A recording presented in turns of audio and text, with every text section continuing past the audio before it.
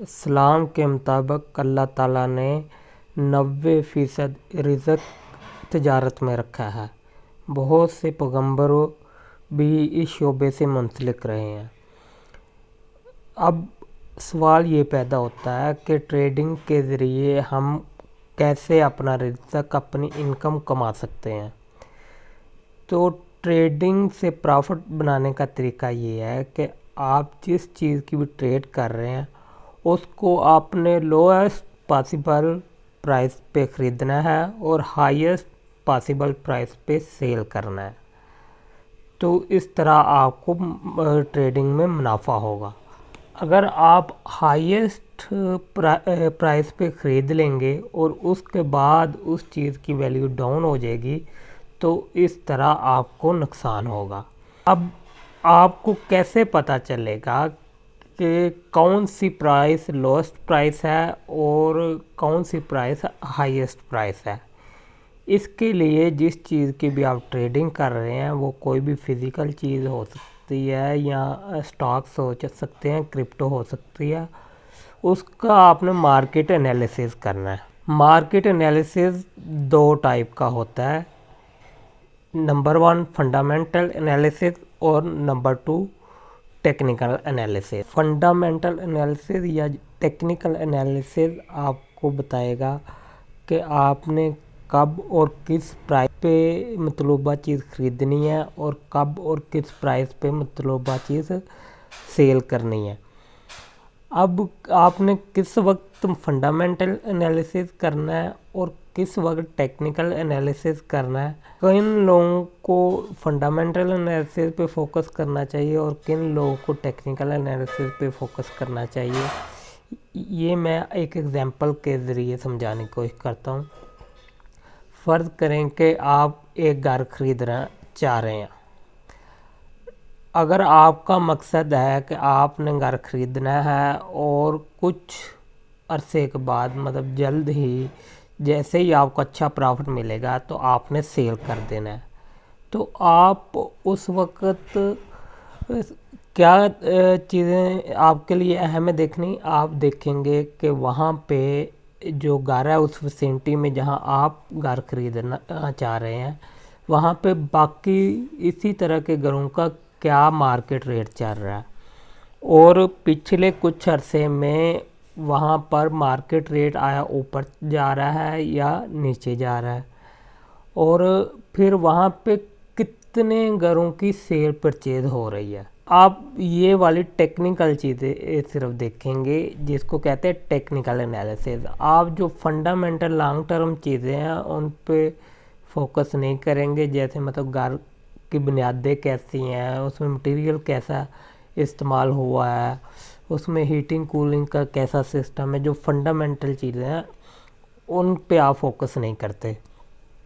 لیکن اگر آپ نے وہ گھر لانگ ٹرم رہنے کے لیے یا آپ کا ارادہ ہے کئی سال رکھوں گا اور پھر اس کو سیل کروں گا، مطلب آپ نے لمبا ٹائم اس کو ہولڈ کرنا ہے، تو آپ اس کا پھر فنڈامنٹلی انالیسز کریں گے کہ آیا کہ اس کی فنڈیشن اتنی اسٹرانگ اینف ہے کہ کسی بھی صورت میں وہ گھر مضبوط ہے، اس کی ڈیزائن کیسا ہے، اس کی باقی فیسلٹیز کیسی ہیں اس ایریاز میں، تو آپ وہ چیزیں فنڈامنٹلی طور پہ دیکھیں گے۔ اس چیز کو کہتے ہیں فنڈامنٹل انالیسز۔ اپنے جو لیکچرز ہیں ان کو سٹاکس یا کرپٹو مارکیٹ کی ٹریڈ تک محدود رکھیں گے اور ہم دیکھیں گے کہ کرپٹو مارکیٹ کا فنڈامنٹل انالیسز اور ٹیکنیکل انالیسز کیسے کیا جاتا ہے۔ تو سب سے پہلے ہم ٹیکنیکل انالیسز جو ہے کرپٹو مارکیٹ یا سٹاک مارکیٹ کا کیسے کیا جاتا ہے وہ سیکھیں گے۔ اس چیز کو سیکھنے کے لیے ہمیں سب سے پہلے کچھ چیزیں سیکھنا پڑیں گی جن کی بنیاد پر ہم ٹیکنیکل انالیسز کر سکیں گے۔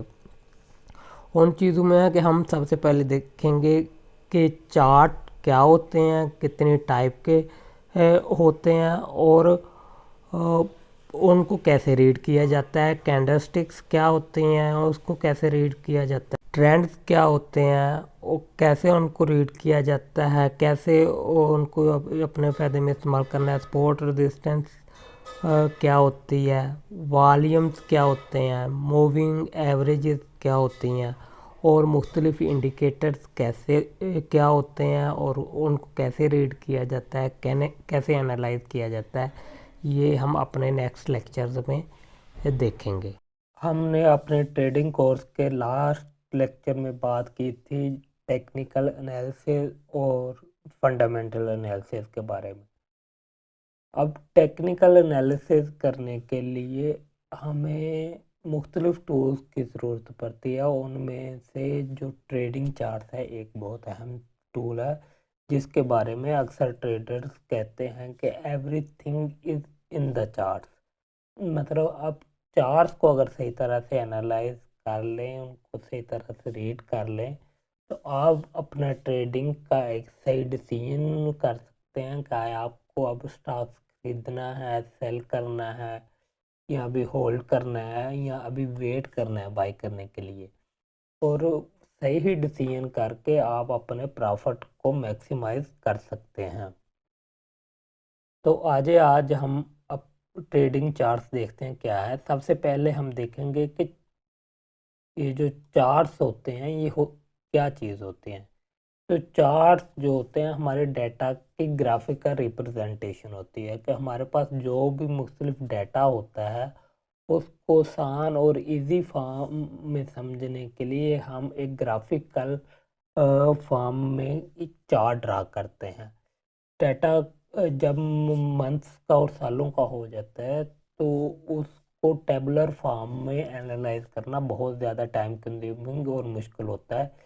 इसीलिए हम उसको एक ग्राफिकल फॉर्म में, जैसे कि यहाँ पे आप चार्ट्स मुख्तलिफ चार्ट्स में दे सकते हैं, के रिप्रेजेंट करते हैं, और उनको चार्ट्स को देखकर हम बहुत जल्द चार्ट्स को एनालाइज कर सकते हैं कि ये हमें जो डाटा है ये क्या इंफॉर्मेशन बता रहा है। मुख्तलिफ किस्म के ये देखिए लाइन चार्ट है, बार चार्ट है, पाई चार्ट है, और ये मुख्तलिफ आपको इंफॉर्मेशन बता रहे हैं। अब जो ट्रेडिंग चार्ट्स होते हैं वो आपको वो जो हिस्टोरिकल प्राइसेस होती हैं किसी भी स्टॉक्स की या किसी भी आपके प्रोडक्ट की, उसकी ग्राफिक का रिप्रेजेंटेशन होती है। वो मतलब जो हिस्टोरिकली इस स्टॉक की प्राइस क्या रही है, कल क्या थी, 4 दिन पहले क्या थी, हफ्ता पहले क्या थी, महीना पहले इसकी प्राइस क्या थी, किस तरह इसकी प्राइस ऊपर नीचे जाती रही है। तो ये सारी चीज़ें आपको जो है वो एक ट्रेडिंग चार्ट्स बताता है। जो ट्रेडिंग चार्ट्स होते हैं वो काफ़ी ज़्यादा किस्म के होते हैं, लेकिन 2 किस्म के ट्रेडिंग चार्ट्स से सबसे ज़्यादा मशहूर है। एक होते हैं लाइन चार्ट्स और एक होते हैं कैंडलस्टिक्स चार्ट्स।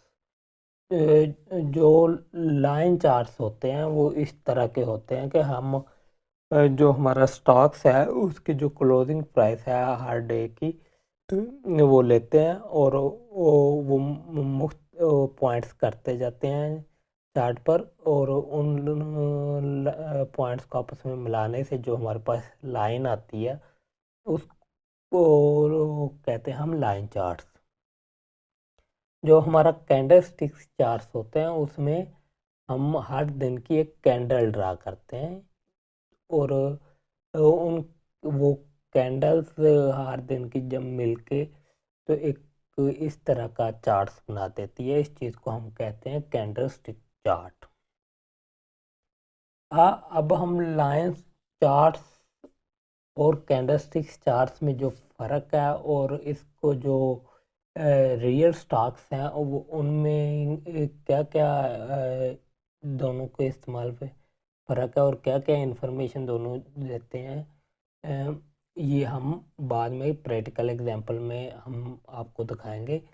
लेकिन इससे पहले हम देखते हैं कि ये जो कैंडल स्टिक्स होती है ये क्या शो करती है, क्या रिप्रेजेंट करती है और किस तरह ड्रा की जा सकती है।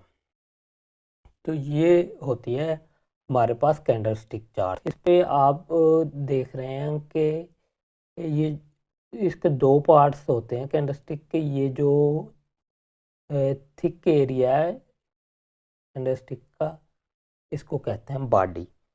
کینڈلسٹک کی اس کو باڈی کہتے ہیں. اور یہ جو سائڈوں پہ تھن لائنز ہیں, یہ والی جو تھن لائنز ہیں اس طرح بھی اور اس طرح کہتے ہیں وکس. اب یہ سائڈوں پہ آپ کو نظر آ رہا ہے لکھا ہوا لو اوپن کلوز آئی. تو یہ ہم دیکھتے ہیں کیا ہوتا ہے. جو اوپن ہوتا ہے وہ اس دن کی جو پہلی ٹریڈ ہوتی ہے کسی بھی اسٹاک کی, اس کو اس اسٹاک کی اوپن پرائس کہتے ہیں, اوپننگ پرائس کہتے ہیں. ٹھیک ہے نا. تو فرسٹ ٹریڈ جو ہوگی اس دن کی وہ ہوگی اوپننگ پرائس. ٹھیک ہے.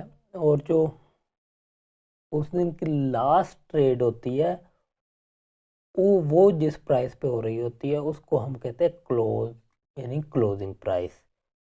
لیکن آیا اوپن پرائس اور کلوزنگ پرائس کے درمیان ویلیو پہ ہی سارا دن جو اسٹاک ہے ٹریڈ ہوتا رہا, یا اس سے کم یا زیادہ ویلیو پہ بھی گیا؟ تو اکثر یہی ہوتا ہے, اس سے کم دن کے دوران, مطلب کسی دن میں 12 بجے 1 بجے جو ہماری اوپن پرائس ہے اور یہاں جو کلوز پرائس ہونی ہے اس کی رینج سے پرائس اوپر نیچے چلی جاتی ہے. تو یہ جو اوپر نیچے جاتی ہے پرائس, اس میں یہ ویج اس چیز کو ریپرزینٹ کرتے ہیں. اور اس دن میں جو سب سے لوسٹ پرائس پہ جو ٹریڈ ہوتی ہے اس کو ہم کہتے ہیں لو ٹریڈ. ہم کینڈل میں اس کو لو سے ریپرزینٹ کرتے ہیں, اور جو اس دن پہ سب سے ہائیسٹ پرائس پہ ٹریڈ ہوتی ہے اس ٹریڈ کو کہتے ہیں ہم ہائی ٹریڈ. اب دیکھ رہے ہوں گے کہ یہ جو کلرز ہیں کینڈلز ہیں یہ دو مختلف کلرز کی ہیں. تو دو مختلف کلرز یہ ریپرزینٹ کرتے ہیں کہ اگر تو اوپن پرائس کم تھی اور کلوزنگ پرائس زیادہ ہے تو اٹ مینز نیٹ جو پرائس ہے اس اسٹاکس کی انکریز ہوئی ہے. تو اس کینڈل کو ہم ریپرزینٹ کرتے ہیں گرین کلر سے اور اس کو کہتے ہیں بولش کینڈل سٹک. ٹھیک ہے.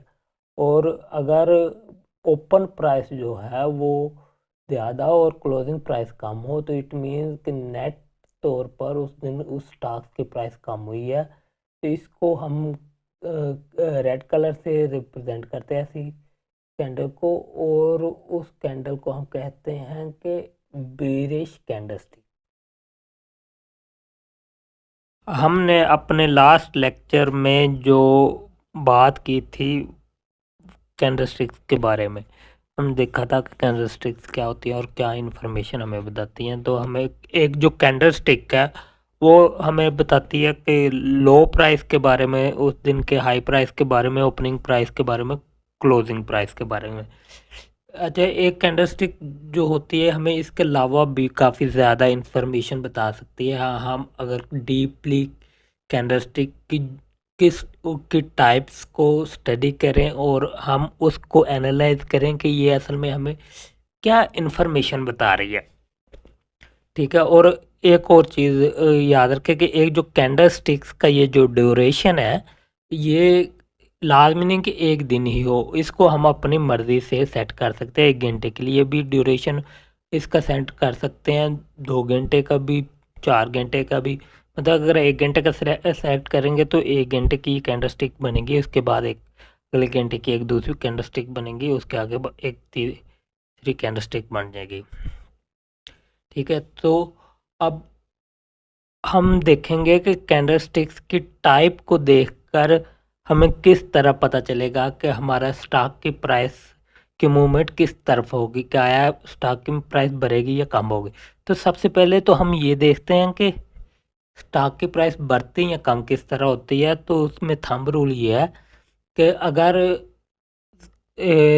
ڈیمانڈ زیادہ ہو اور سپلائی کم ہو تو پرائس کیا ہوتی ہے, بڑھتی ہے, بلش ہوتی ہے. مطلب اگر بائر زیادہ ہیں اور سیلر کم ہے تو پرائس زیادہ ہوگی. لیکن اگر سیلر زیادہ ہے اور بائر کم ہے, مطلب سپلائی زیادہ ہے اور ڈیمانڈ کم ہے تو پرائس کم ہوگی. یہی تھمب رول ہوتا ہے کسی بھی اسٹاکس کا بھی اور مارکیٹ میں ویسے بھی جو دوسری چیز ہوتی ہیں ان کا بھی. ٹھیک ہے. اب یہ ہیں ہمارے کینڈل اسٹکس کی مختلف ٹائپس بھی، candle, doji candle, grief stone, dragon fly, shooting star, hammer, morning, doji, bearish, حرامی، بلش حرامی، اور انگلف بلش اور انگلفنگ بیرش۔ ہم اب یہ دیکھتے ہیں کہ یہ کینڈل اسٹکس جو ہوتی ہیں ہمیں کیا کس طرح کی انفارمیشن دیتی ہے اور اس سے ہمیں کیا پتہ چلے گا۔ یہ بگ کینڈلز اپنے نام کی طرح یہ بتاتے ہیں کہ یہ مطلب کیا ہوتے ہیں کہ سائز میں باقی جو کینڈلز ہے، یہ دیکھیں یہ باقی کینڈل سمال ہیں، یہ بگ کینڈل ہے، ٹھیک ہے، یہ گرین بگ کینڈل ہے، یہ red big candle. Big candle مطلب کا مطلب یہ ہوتا ہے کہ اس دن اس جو سٹاک ہے اس کی ٹریڈ کافی زیادہ ہوئی ہے، سیل پرچیز اس کی کافی زیادہ ہوئی ہے۔ اگر گرین کینڈل ہے تو مطلب کہ اس دن بائرز بہت زیادہ ڈومینیٹ کر گئے ہیں سیلرز کو، اور اگر ریڈ ہے تو اٹ مینز کہ جو سیلرز ہیں وہ کافی زیادہ ڈومینیٹ کر گئے ہیں بائرز کو، ٹھیک ہے، اور اس طرح یہ کافی بڑی جو پرائس میں ہے وہ مومنٹ آئی ہے، ٹھیک ہے۔ ڈوجی کینڈل وہ ہوتے ہیں کہ جس میں جو ہماری اوپننگ پرائس اور کلوزنگ پرائس سیم ہوتی ہے، جس کی وجہ سے کینڈل کی باڈی تقریباً ایک لائن کی طرح ہوتی ہے، ٹھیک ہے، اور باقی ویکس ہوتی ہیں۔ مطلب اس دن یا اس پیریڈ آف ٹائم میں جس پرائس پہ پرائس اوپن ہوا، فرض کرو $10 پر، وہیں پہ کلوز ہوا، اس کے دوران دن کے دوران پرائس اوپر اور نیچے گیا، لیکن اوپن اور کلوز سیم پرائس پر ہوا۔ اب یہ ہمیں بتاتا گیا، ہمیں یہ بتاتا ہے کہ فرض کرو یہ $10 پہ سٹاک سے اوپن ہوا، پھر پرائس اوپر جانا شروع ہو گئی، اٹ مینس کہ بائرز کا پریشر زیادہ تھا، سیلرز کا کم تھا، اس لیے پرائس اوپر جانا شروع ہو گئی۔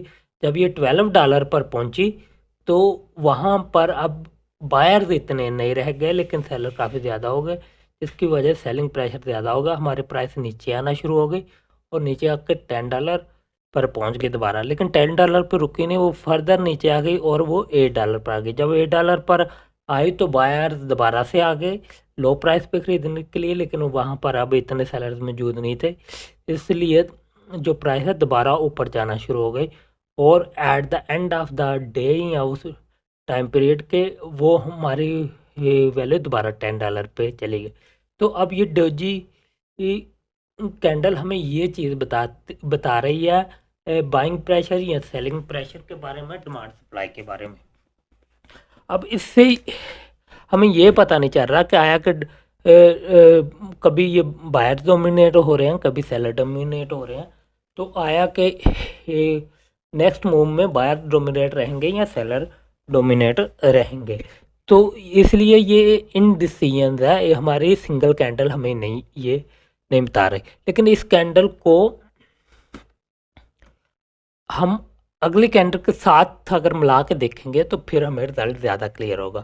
فرض کرو یہ دیکھیں، یہ ڈوجی کینڈل ہے، یہ ڈوجی کینڈل بنی ہوئی ہے، یہاں پہ ہمیں ابھی نہیں پتا تھا، یہ اپ ورڈ موو تھی، تو یہاں پہ ابھی ہمیں نہیں پتا تھا کہ آیا کہ ڈوجی کینڈل کے بعد اگلی کینڈل گرین بنے گی یا ریڈ بنے گی، مطلب کہ بائرز ون کریں گے یا سیلرز ون کریں گے۔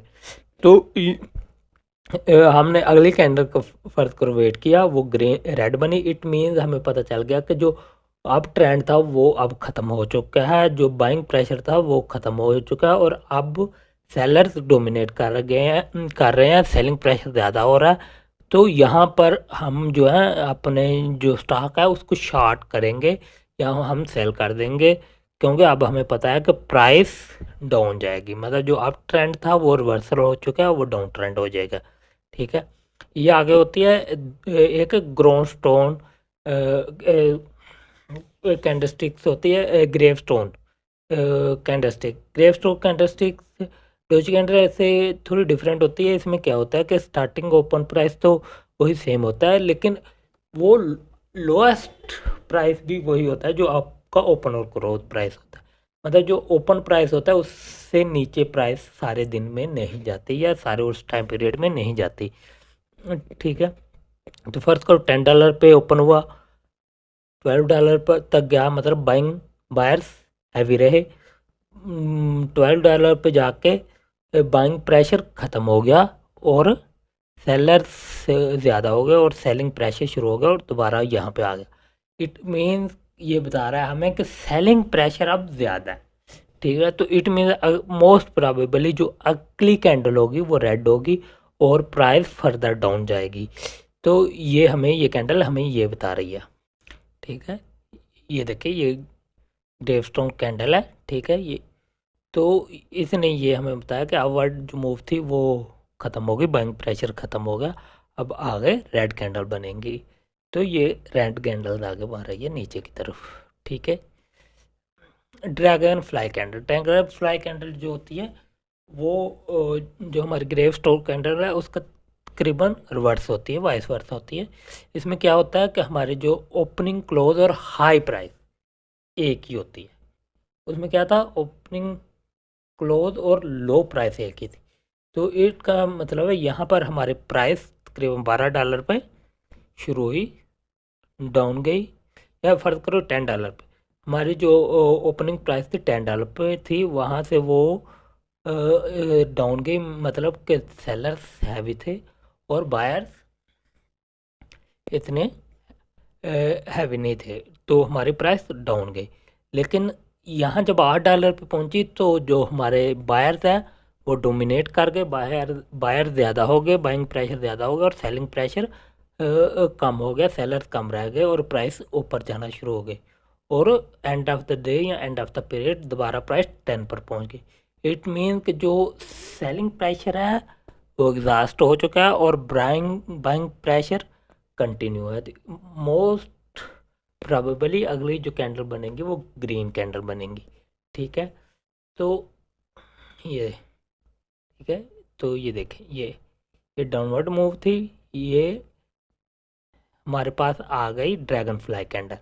تو ڈریگن فلائی کینڈل کے بعد اگلی جو کینڈل بنی وہ گرین کینڈل بنی, مطلب ہمارے پرائس موسٹ پرابیبلی اب جائے گی. اگلی کینڈل اسٹک کا shooting star. Shooting star candle stick کی کچھ اس طرح سے ہوتی ہے. اگر میں آپ کو ریمائنڈ کرواؤں, جو لاسٹ میں ہم نے کینڈل اسٹک دیکھی تھی, یہ جو گریو اسٹون کینڈل اسٹک تھی, ٹھیک ہے, اس کی اور اس کی شیپ میں آپ کو کیا ڈفرینس نظر آ رہا ہے؟ ٹھیک ہے نا, صرف یہ ڈفرینس ہے کہ اس کی چھوٹی سی باڈی بنی ہوئی ہے, ٹھیک ہے, اور اس کی یہ چھوٹی سی باڈی نہیں تھی. باقی اس کے بھی اوپر لانگ وک تھی اور اس کے بھی اوپر لانگ وک ہے. ٹھیک ہے, تو اب یہ چیز کیا ریپرزینٹ کرتی ہے ہم دیکھتے ہیں. فرض کرو کہ یہاں پر جو ہے ہماری پرائس سٹارٹ ہوئی تھی, ٹھیک ہے نا, اور پرائس تھوڑی نیچے گئی, اس کے بعد پرائس یہ اوپر جانا شروع ہو گئی اور کافی اوپر گئی, اور اس کے بعد یہاں پر آ کر ہماری پرائس رک گئی. جب پرائس اوپر جا رہی تھی تو اس کا مطلب تھا کہ جو بائرز ہیں وہ ڈومینیٹ کر رہے ہیں اور بائنگ پریشر زیادہ ہے, سیلنگ پریشر کم ہے. لیکن جب پرائس یہاں پر پہنچی تو سیلرز نے ڈومینیٹ کرنا شروع کر دیا, زیادہ سیلرز آ گئے اس پرائس پر, زیادہ لوگ اپنے جو سٹاک بیچنے کے لیے راضی ہو گئے اور بائرز یہاں پر کم رہ گئے. اس وجہ سے پرائس ہماری نیچے آنا شروع ہو گئی, مطلب ہمارا جو سیلنگ پریشر ہے وہ بڑھنا شروع ہو گیا, اور at the and of the day us price پر ہماری مارکیٹ کلوز ہوئی. یہ سیم سینیریو ہماری گریو اسٹون کینڈل کے ساتھ بھی تھا. ٹھیک ہے, اس کی پرائس بس یہ تھا کہ بالکل اسی جس پرائس پہ سٹارٹ ہوئی تھی کلوز اس پرائس پہ ہوئی. شوٹنگ اسٹار میں جو کلوزنگ پرائس ہے, جو ہماری سٹارٹ پرائس ہے, اس سے تھوڑی اوپر ہوئی تھی یا اس سے تھوڑی نیچے بھی ہو سکتی ہے. ٹھیک ہے, تو اوور آل جو مطلب اس پیٹرن ہے, یہ جو کینڈل سٹکس ہے, یہ جو پیٹرن ظاہر کر رہی ہے, یہ سیم وہی پیٹرن ظاہر کر رہی ہے جو گریو اسٹون کا ہے. ٹھیک ہے نا, تو واٹ ڈز گریو اسٹون ہمارے کیا شو کر رہی تھی کہ at the and of the day جو سیلرز ہیں وہ ڈومینیٹ کر رہے تھے. ٹھیک ہے, بائنگ پریشر یہاں پر جا کے ایگزاسٹ ہو چکا تھا, اور اس کے بعد seller pressure tell the and of the day dominate کر رہے تھے. ٹھیک ہے, تو گریو اسٹون بھی ہمیں یہی بتا رہی تھی. تو اس کا مطلب یہ ہے کہ آپ आपको कैंडल रीड करनी आनी चाहिए। कैंडल का जो नाम क्या है उससे फ़र्क नहीं पड़ता। अगर आप कैंडल को देख के उसको सही तरह रीड कर सकते हैं, एनालाइज कर सकते हैं और देख सकते हैं कि वो डिमांड सप्लाई के बारे में क्या बता रही है और बायर की डोमिनेशन या सेलर्स की डोमिनेशन के बारे में क्या बता रही है, तो आप उससे फिर एनालाइज कर सकते हैं, प्रिडिक्ट कर सकते हैं कि नेक्स्ट कैंडल किस तरह की होगी, ये नेक्स्ट ट्रेंड क्या होगा, बुलिश होगा या बेरिश होगा। ठीक है, ये हम इसकी एग्जांपल देखते हैं। हमारी जो ट्रेंड था प्राइस का ऊपर जा रहा था, मतलब बायर्स डोमिनेट कर रहे थे, लेकिन जब जैसे ही प्राइस यहाँ पर पहुँची तो बायर्स एग्जॉस्ट कर गए और हमारा जो सेलर है वो डोमिनेट करना शुरू कर दिया और हमारा सेलिंग प्रेशर यहाँ पर ज़्यादा होना शुरू हो गया।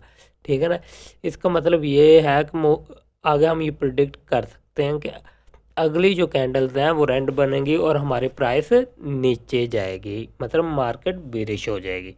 ठीक है, ये अगली कैंडल है हैमर। ये इसको देख रहे हैं कि ये बिल्कुल हैमर की तरह नज़र आ रही है आपको। ठीक है, तो इस कैंडल को कहते हैं हम हैमर कैंडल। ठीक है, ये कैंडल भी जो है आप ये देखें तो ये जो ड्रैगन फ्लाई कैंडल है उसकी उसी पैटर्न की है। ठीक है, जिस तरह ड्रैगन फ्लाई पैटर्न, और ये भी सेम रिप्रेजेंट करती है। वो ही फ़र्क है कि इसमें बॉडी नहीं थी और इसमें बॉडी है, लेकिन क्योंकि हम यहाँ पैटर्न देख रहे हैं तो हम ये नहीं देखना कि इसकी बॉडी है या नहीं, हमें देखना है कि ये रिप्रेजेंट क्या कर रही है, कि बाइंग या सेलिंग प्रेशर के बारे में क्या बता रही है। तो इस कैंडलस्टिक को हम देखकर बता सकते हैं कि at the end of the day, फर्ज करो यहाँ पर थी हमारी ये ओपनिंग प्राइस है। ठीक है, हाई प्राइस गई, फिर नीचे गई, नीचे जाने का मतलब कि हमारा सेलिंग प्रेशर ज़्यादा था, सेलर डोमिनेट कर रहे थे, लेकिन जब यहाँ पर बॉटम पर वो प्राइस पहुँची, लो पर पहुँची, तो हमारे बायर्स ने डोमिनेट करना शुरू कर दिया और प्राइस हमारे ऊपर जाना शुरू हो गई। और जब क्लोज हुई तो हमारे बायर डोमिनेट कर रहे थे। इट मीन कि सेलिंग प्रेशर एग्जॉस्ट हो चुका था और हमारे बायर डोमिनेट कर रहे थे। मोस्ट प्रोबेबली अगली जो कैंडल होगी वो ग्रीन बनेंगी। ठीक है, इसके ये देख ले एग्जांपल का, हमारा ट्रेंड पर हमारी जो प्राइस है नीचे जा रही थी, बेरिश थी मार्केट, यहाँ पर आकर हमारा जो सेलर्स थे वो एग्जॉस्ट कर गए और बायर्स ने डोमिनेट करना शुरू कर दिया। ठीक है, और ये हमारा ट्रेंड रिवर्सल हुआ और हमारी मार्केट बेरिश से बुलिश हो गई। जो पीछे आपने डोजी स्टार पढ़े थे वो थी कि सिंपल ये वाली एक कैंडल का एनालिसिस था, लेकिन इन कैंडल्स को अपनी अगली और पिछली कैंडल्स के साथ मिलाकर देखें और अगर इस तरह के पैटर्न्स बन रहे हो, ये जैसे मॉर्निंग डोजी स्टार पैटर्न है और ये है इवनिंग डोजी स्टार पैटर्न। ये इसका मतलब है कि पहले प्राइस नीचे आ रही है, ठीक है, आपकी प्राइस नीचे आ रही है और एक बिग रेड कैंडल मार रही है, उसके बाद आपकी ये डोजी कैंडल मतलब इंडिसेसिव कैंडल है। इसमें पहले मतलब फर्ज करो ये बायर डोमिनेट कर रहे थे तो बाद में सेलर डोमिनेट करना शुरू हो गया। At the end of the day price वहीं पे आ गई जहाँ से स्टार्ट हुई थी। ये पहले अगर सेलर डोमिनेट कर रहे थे तो एंड ऑफ द डे पहले सेलर डोमिनेट कर रहे थे, फिर बायर डोमिनेट करना शुरू हो गए, फिर सेलर डोमिनेट करना शुरू हो गया। एंड ऑफ द डे हम वहीं पे आ गए जहाँ से स्टार्ट लिया था। ठीक है, ये इनडिसेसिव। लेकिन अगर इससे अगली कैंडल ग्रीन है तो ये अब एक मॉर्निंग स्टार बन गए, अब ये एक बुलिश ट्रेंड को ज़ाहिर कर रही है। इसी तरह अगर हमारा पहले बुलिश ट्रेंड था, हमारी प्राइस ऊपर जा रही थी, बायर डोमिनेट कर रहे थे और उसके टॉप पर एक डोजी कैंडल बनी है। ठीक है, और उसके बाद एक आपको रेड कैंडल बनी है। इट मीन्स कि यहाँ पर अब आपको पता चल गया कि यह हमारा जो ट्रेंड है ये रिवर्सल हो चुका है। जो बाइंग प्रेशर था वो ختم ہو جو گیا, بلش ٹرینڈ ختم ہو گیا اور اب سیلنگ پریشر زیادہ ہو رہا ہے اور بیئرش ٹرینڈ شروع ہو رہا ہے. تو ٹھیک ہے, یہاں پہ آپ اپنا سٹاک یا کرپٹو بائی کریں گے اور کرپٹو شارٹ کریں گے, بائی کریں گے, سیل کریں گے. ٹھیک ہے, یہ چارٹ کے اندر اس کی ریپرزنٹیشن ہے کہ یہ دیکھیں, یہ ہمارا مارننگ ڈوجی اسٹار بنا, مطلب پہلے ریڈ باٹم پہ ڈوجی پھر گرین, اور یہاں پہ آپ نے کنفرمیشن ہونے کے پاس انٹری لینی ہے. ٹھیک ہے نا, اور اس طرح آپ کو پروفٹ ملے گا. بلش حرامی اور بیرش حرامی. اب ان کینڈلز کا یہ ہوتا ہے کہ یہ ایک بڑی سی آپ کی ریڈ کینڈل بنیں گی. ٹھیک ہے, اور اگلے دن یہ فرض کرو یہ آپ کی پرائس یہاں سے سٹارٹ ہوئی, تھوڑی سی اوپر گئی, پھر نیچے پرائس آئی اور یہاں پر آپ کی پرائس ختم ہوئی. لیکن کیا ہوگا, جو نیکسٹ ڈے یا نیکسٹ پیریڈ آف ٹائم ہے اس میں اگلی جو پرائس سٹارٹ ہوگی وہ بجائے یہاں سے سٹارٹ ہونے کی تو اس سے تھوڑی ہائر سٹارٹ ہوگی. ٹھیک ہے نا, اور وہ کینڈل گرین بنیں گی, مطلب پرائس پھر اوپر ہی جاتی رہے گی. ٹھیک ہے نا, یہ شو کر رہی ہے کہ آپ کا جو سیلنگ پریشر تھا وہ ایگزاسٹ ہو چکا ہے. ٹھیک ہے, اور آپ کا جو بائرز ہیں اب وہ ڈومینیٹ کر رہے ہیں اور اسٹرانگلی ڈومینیٹ کر رہے ہیں. اسٹرانگلی ڈومینیٹ اس لیے کر رہے ہیں کہ اگر یہ فرض کرو کہ یہاں پر یہ 10 پرائس پر کینڈل ختم ہوئی تھی, تو اگر پیریڈ آف ٹائم میں وہ 10 پہ یوزلی شروع ہونی چاہیے تھی, لیکن اب یہ پرائس اتنی جو بائرز ہیں ان کے لیے وہ لکریٹو تھی کہ وہ 10 کے بجائے انہوں نے 11 پرائس پہ خریدنا شروع کر دیا. ٹھیک ہے, تو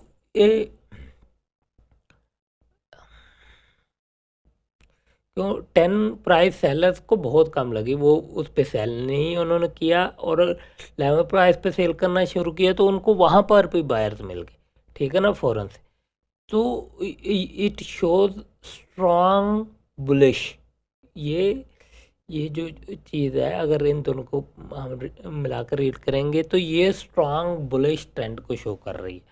ٹھیک ہے نا, اب بیرش حرامی میں کیا ہوتا ہے کہ پہلے پرائس اوپر جا رہی ہے بہت ہیوی مارجن کے ساتھ, آپ کی پرائس اوپر گئی ہے, ایک لارج بگ گرین کینڈل بنی ہے, لیکن جب اس کینڈل کے ٹاپ پہ یہ پرائس ایگزاسٹ ہو چکی ہے, جو بائنگ پریشر ہے وہ ایگزاسٹ ہو چکا ہے, تو اس لیے جس پرائس پہ کلوز ہوئی تھی, فرض کرو $20 پہ کلوز ہوئی تھی, تو وہ $20 پہ بھی اب ان کو کوئی بائرز نہیں مل رہا, تو انہوں نے very next period of time, مطلب اگلے ہی دن, بجائے کہ جس پوائنٹ پہ مارکیٹ کلوز ہوئی تھی اس پوائنٹ پہ سیل کرنے سے ان کو اس سے نچلے پرائس پہ سیل کرنا پڑا.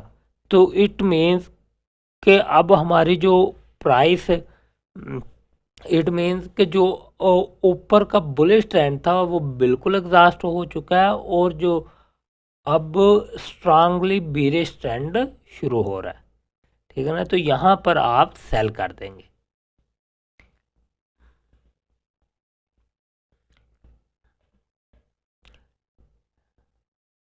دیکھیں یہ اس کو ہم اگر چارٹ میں ہم اپنے دیکھیں تو یہ دیکھیں, یہ گرین ہے اور ریڈ بری کینڈل اور اس کے ساتھ گرین کینڈل, تو اٹ مینس کہ یہ بلش حرامی ہے.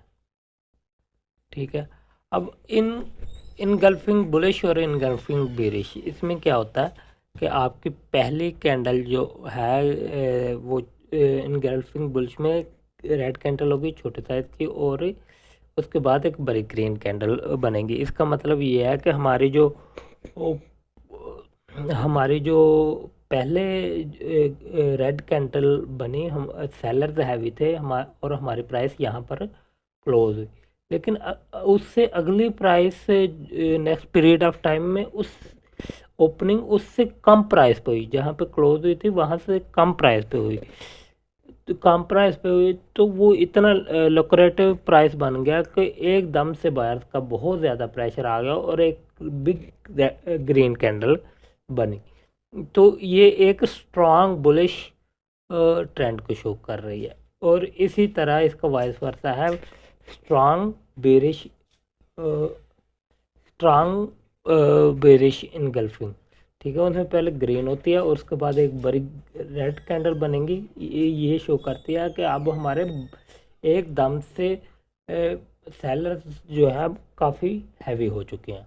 हमने अपने लास्ट लेक्चर में देखा था कि किस तरह मुख्तलिफ किस्म के जो कैंडल स्टिक्स हैं चार्ट में, ये जो कैंडल स्टिक्स होती हैं वो हमें ट्रेंड्स के बारे में क्या बताती हैं कि आगे अब मार्केट डाउन जाएगी या ऊपर जाएगी, हमारे मुतल्लिका स्टॉक या क्रिप्टो की जो कीमत है कम होगी या ज़्यादा होगी, ट्रेंड किस तरफ को जाएगा, ट्रेंड रिवर्सल होगा या कंटिन्यू रहेगा।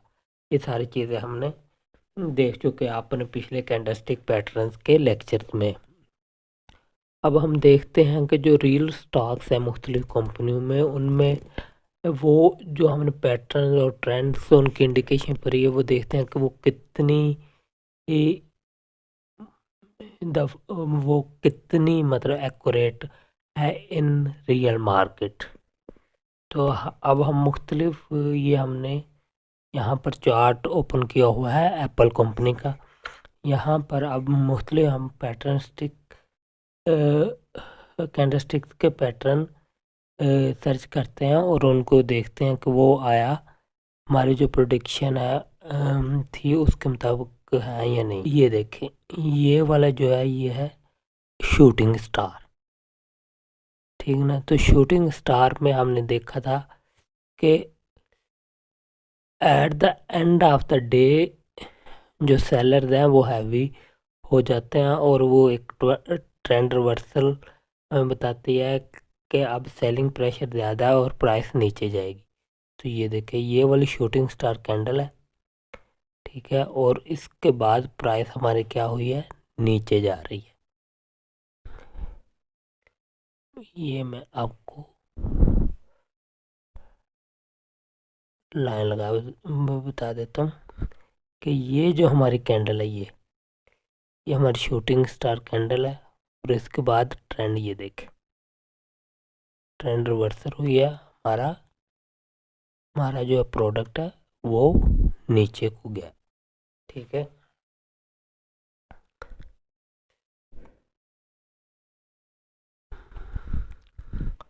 इसके बाद ये देखें, ये वाली जो हमारी कैंडल है small candle, it's more like, अगर मैं थोड़ा जूम इन करके आपको दिखा सकूं,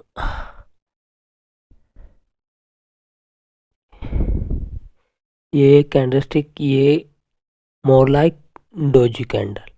और इसके बाद हमारी डोजी कैंडल के बाद नेक्स्ट कैंडल है रेड, तो इट मीन्स हमारा प्राइस अब डाउन जाएगा। तो ये इसने पैटर्न्स को फॉलो किया।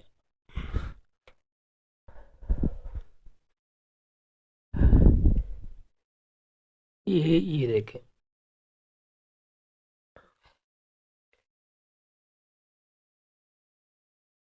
ये हमारी पहले हमारी प्राइस ऊपर जा रही थी, ये हमारी ग्रीन कैंडल है और इसके बाद जो कैंडल बनी उस इससे ऊपर से शुरू हुई, जिस प्राइस पे ग्रीन कैंडल क्लोज हुई थी उससे नहीं, उसके बल्कि ऊपर प्राइस ही शुरू हुई, लेकिन वो बहुत ज़्यादा उसमें फिर गिरावट आई, इतनी गिरावट आई कि उसने ग्रीन कैंडल को कम्प्लीटली इनगल्फ कर लिया।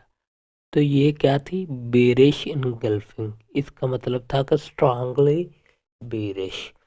तो ये देखिए, ये हमारी प्राइस स्ट्रांगली बेरिश और ये नीचे को हमारे प्राइस गई हमारे प्रोडिक्शन के मुताबिक।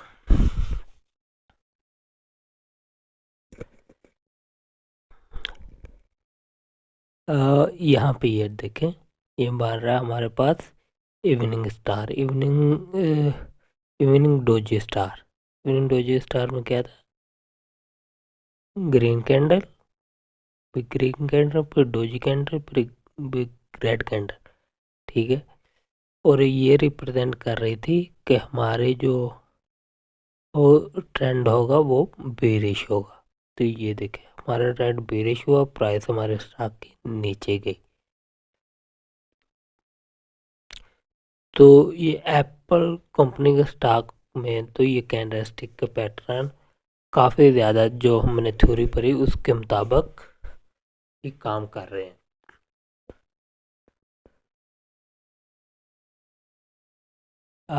लेकिन ये देख, ये हमारे पास बन रही है हैमर, मगर इसको थोड़ा सा और जूम इन कर लें।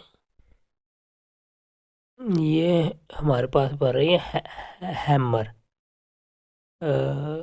Hammer candle. हैमर कैंडल के बाद ये हैमर कैंडल देखना क्या शो कर रही थी कि हमारा जहाँ यहाँ पर प्राइस शुरू हुई, फिर प्राइस हमारी नीचे गई। मतलब पहले सेलिंग प्रेशर ज़्यादा हो गया और हमारा बाइंग प्रेशर कम था, लेकिन इस प्राइस पे पहुंचने के बाद हमारा बाइंग प्रेशर इंक्रीज होना शुरू हो गया और सेलिंग प्रेशर कम हो गया। और at the end of the यहाँ पर हमारी प्राइस स्टॉप हुई। इसका मतलब था कि हमारा जो बाइंग प्रेशर है वो ज़्यादा है, तो आगे प्राइस हमारी ऊपर जाएगी। लेकिन नेक्स्ट डे हमारी प्राइस नीचे आई, उससे नेक्स्ट डे और नीचे आई। तो यहाँ पर हमारी थ्योरी के मुताबिक किसने हम कैंडलस्टिक्स ने काम नहीं किया। तो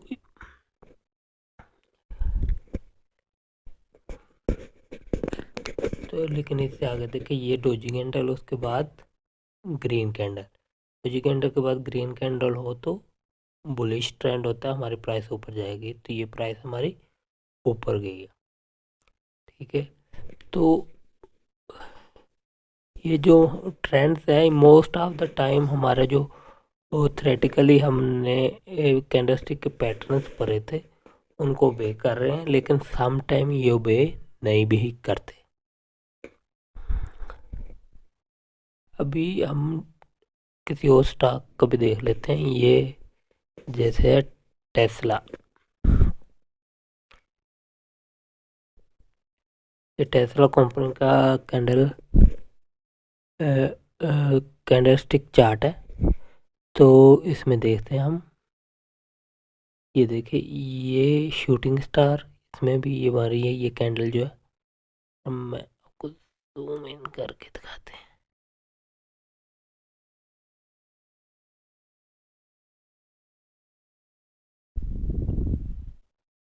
ये देखिए ये क्लियरली शूटिंग स्टार कैंडल है, ठीक है ना। हमारा ट्रेंड ऊपर को जा रहा था, यहाँ पे शूटिंग स्टार बनी। शूटिंग स्टार हमें ये बता रही थी कि जो बाइंग प्रेशर है वो एग्जॉस्ट हो चुका है और अब सेलिंग प्राइस डोमिनेट कर रहा है, तो हमारी प्राइस नीचे जाएगी, ट्रेंड रिवर्सल होगा। तो एग्जैक्टली यहाँ पे वैसा ही हुआ है।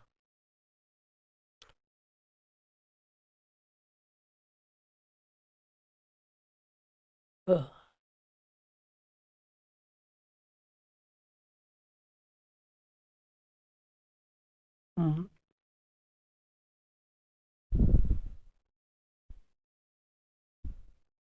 ये देखिए ये हमारी हैमर बन रही थी, ट्रेंड हमारा नीचे प्राइस आ रही थी, ठीक है ना। बॉटम पर हैमर हैमर कैंडलस्टिक बनी है और हैमर कैंडलस्टिक हमें ये बताती थी कि जो बाइंग सेलिंग प्रेशर है वो एग्जॉस्ट हो चुका है और अब बाइंग प्रेशर जो है वो डोमिनेट कर रहा है। बायर्स डोमिनेट कर रहा है, इसलिए ट्रेंड बुलिश होगा और प्राइस ऊपर जाएगी। तो ये प्राइस ऊपर जा रही है, ठीक है ना। तो ये भी हमारी थ्योरी को फॉलो कर रही है, ओबे कर रही है। पिछले चार्ट में हम एप्पल के चार्ट में देखा था कि ये उसमें ये जो हैमर कैंडलस्टिक थी उसने हमारी थ्योरी को ओबे नहीं किया था। तो ये होता है कि ये 100% टाइम पर ये पैटर्न वर्क नहीं करते, लेकिन मोस्ट ऑफ द टाइम ये पैटर्न वर्क करते हैं اور آپ کو ٹریڈ میں most of the time he one کرنا ہوتا ہے. 100 ٹائم کوئی ٹریڈر بھی ون نہیں کر سکتا. اگر آپ موسٹ آف دا ٹائم اپنی ٹریڈ ون کر لیں گے تو آپ اچھا پرافٹ بنائیں گے.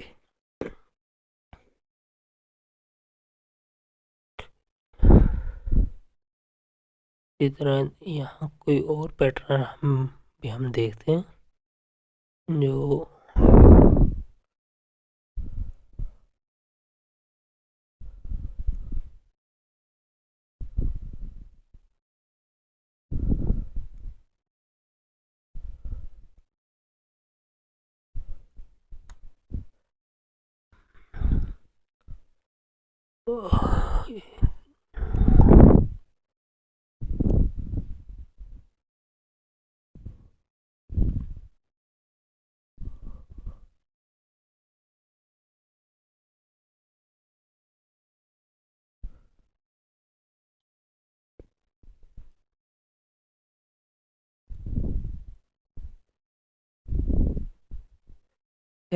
یہاں پر دیکھیں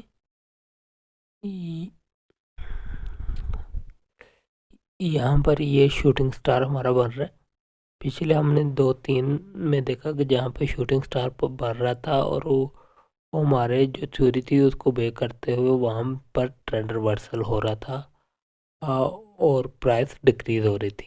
لیکن یہاں پہ دیکھیں کہ شوٹنگ سٹار بن رہا ہے لیکن ٹرینڈ ریورسل نہیں ہو رہا. ایکس پی پرائس اوپر ہی جا رہی ہے.